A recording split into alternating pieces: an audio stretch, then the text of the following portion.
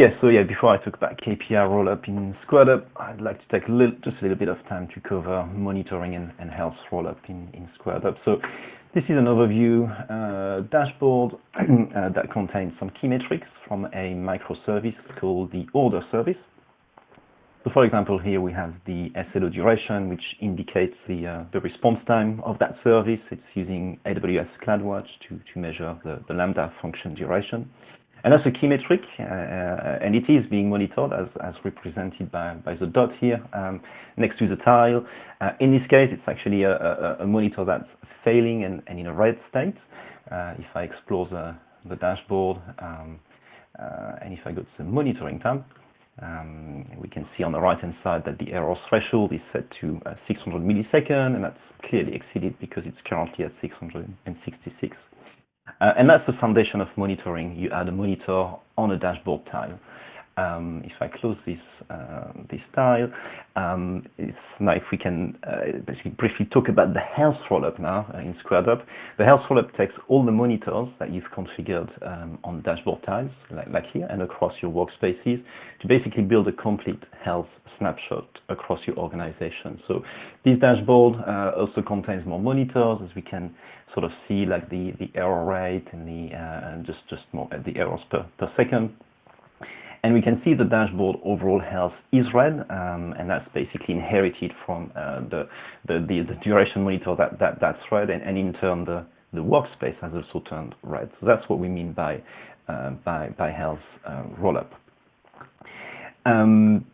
If we zoom out even further, and if we actually go on the homepage of SquaredUp, we can see here a view of all the workspaces in my organization. We can see their health, which is indicated by this ribbon on the left-hand side. That's a new design for the homepage. It's not yet live in the product, but it's coming soon. So we've got the state of all the workspaces and their sort of summary at the top as well.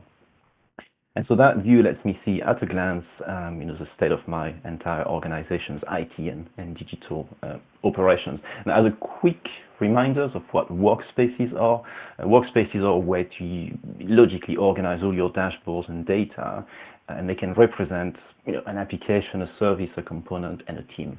Okay. So I can slice and dice this view. For example, I can look at a view maybe of all the customers, or fictitious customers. I got to be careful. So that's showing me the view of all my customers' workspaces and their health, and that's basically a typical use case for like a service or hosting provider.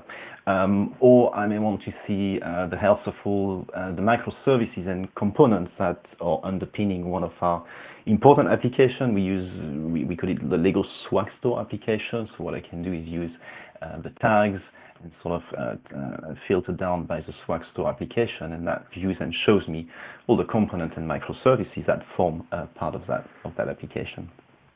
And that is a health rollup. Essentially, for the Lego Swag Store application, I've got 5 workspaces, 2 of them are red, and that basically gives me a starting point to perhaps start some investigation. So that's health rollup and monitoring, which kind of relates to KPI. So now what I want to do is talk about KPI and KPI rollup specifically.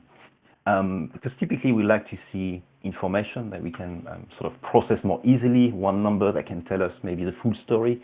And we use KPIs in all aspects of life, right? The sales might be interested in that conversion rate, or the monthly active users. Perhaps the support team might be interested in the customer satisfaction score, application uptime, and so on.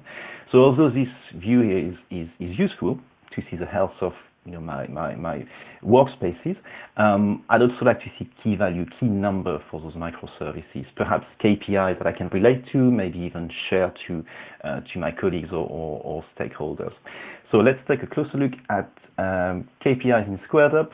I'm going to go back to the overview dashboard I was on earlier for this microservice. So look at the SLO duration. So duration is an important KPI that I want to track for all our microservices. So what I will do is, if I edit that tile again, and this time I will go to the KPI tab, you can essentially enable any metric on a dashboard to be published as a value outside of this workspace, essentially for everyone to see and consume. So that's already been turned on. And in practice, what that means is that if I go back to the home page of our order service, I can start to see some important KPIs being surfaced at the top level. So I've got 4 KPIs for this microservice. They're all important. I need to be able to track them as a DevOps manager, perhaps, for this microservice, but I also need to be able to maybe report on those KPIs. So as I said earlier, enabling KPI on a time, on a metric, essentially making those key values available for everyone to see outside of this workspace. And so the best way to summarize KPI and essentially use and visualize KPI rollup is back on the homepage. What we've done is we've built a view that lets you see those KPIs here at a glance. So let me just filter that view just a little bit. And now all of a sudden I get a clear view of the microservices and components for our Lego Swag Store app, but more importantly, I'm able to see now their respective KPIs. So that's KPI at a glance. It's also worth noting that KPI and monitoring, as you can see, they kind of works together. So as in one metric can be both monitored as well as published as a KPI, which means for the shipping duration, for instance, as a monitor, I can also see and make sure, see on that view whether a KPI is actually deviating from its target. So that's why this issue can be quite useful. So fantastic, thanks, Vince. So almost this is like the tip of the iceberg, right? For each one of these workspaces, for each one of these KPIs and health state, we actually have potentially a whole bunch of dashboards, even with roll-up within those dashboards, which maybe being consumed day to day, maybe being consumed by different service owners, infrastructure owners, and so on. This allows that roll-up into one top-level view, perhaps good for the support team, an executive view, or sort of some other team that needing to keep an eye on these KPIs. I guess the new features, just to sort of clarify that. So we've got the new layout. I think Adam showed this view briefly in the current layouts. This is a new clean styling for this, but also the ability to add those KPIs onto each of these. And we're calling these the card visualization. I guess the question is can we save these off as different dashboards for different users?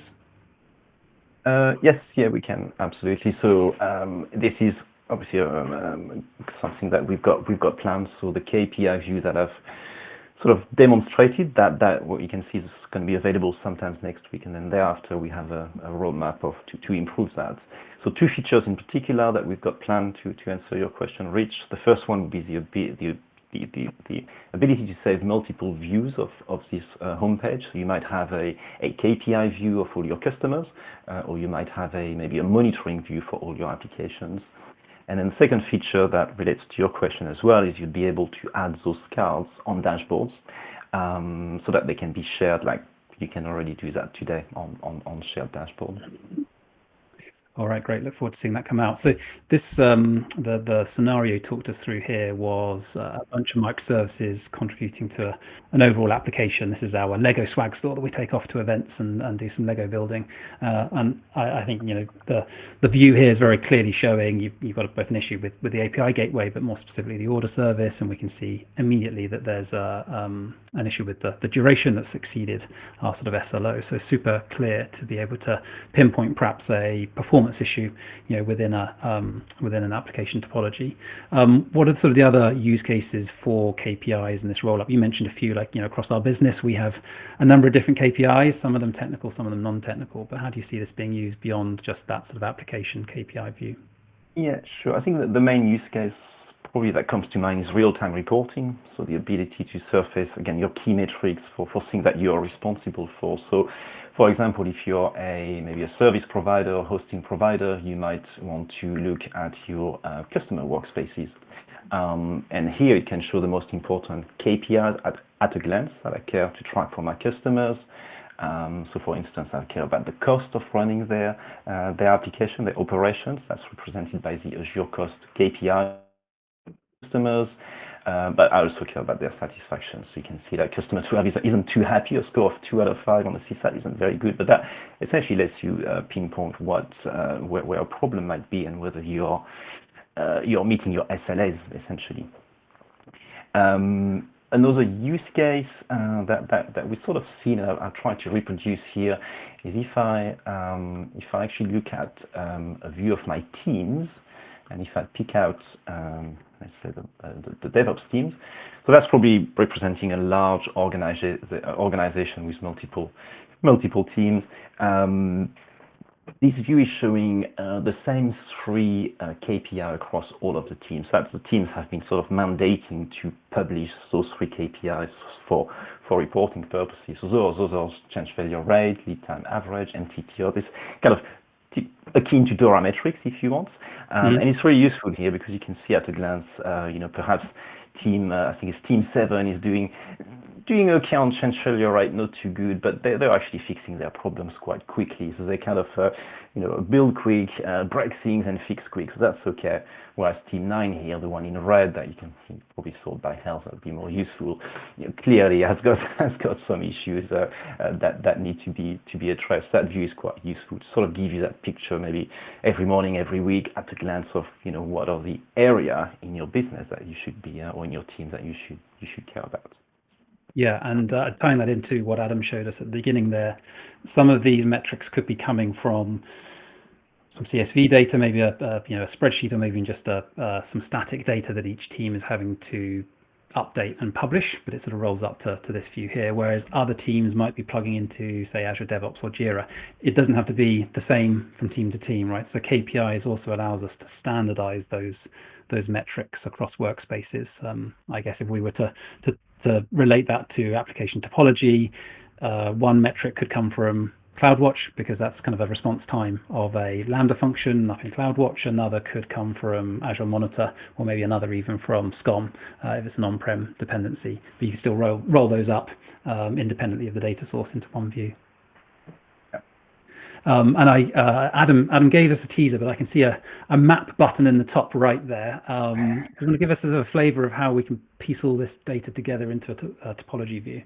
Yeah, I'll give you a sneak peek of what's coming with what we call internally the global workspace map feature. So that's basically about helping find the root cause of a problem, so especially when it comes to complex applications with many dependencies.